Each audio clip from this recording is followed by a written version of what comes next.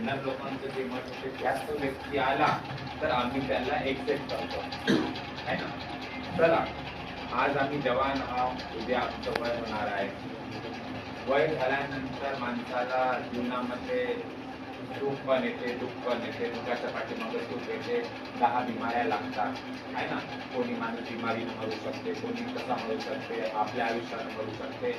तर जीवनामध्ये आजकाल तर फॅसिलिटी खूप वाढलेली आहे. तुमच्या सर्व लोकांना माहिती आहे किन्नर समाजाला खूप फॅसिलिटीज मिळत आहे आणि मान सन्मान पण मिळत आहे.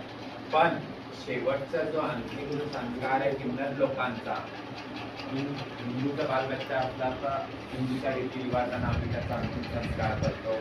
मुस्लिम असला तर मुस्लिमच्या रीतिरिवाजानं, पंजाबी असला तर पंजाबीच्या रीतिरिवाजानं, मारवाडी गुजराती असेल त्या रीतिरिवाजानं.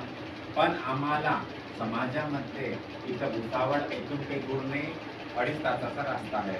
2 एकर शेत दिलं तिथल्या गव्हर्नमेंटला, की तिथे सविता नायक म्हणून आहे त्यांनी एका साईडला 1 एकरमध्ये त्यांनी किन्नर भवन बनवलं आणि 1 एकरमध्ये तिनं अर्ध्यामध्ये कब्रस्तान आणि अर्ध्यामध्ये स्मशान.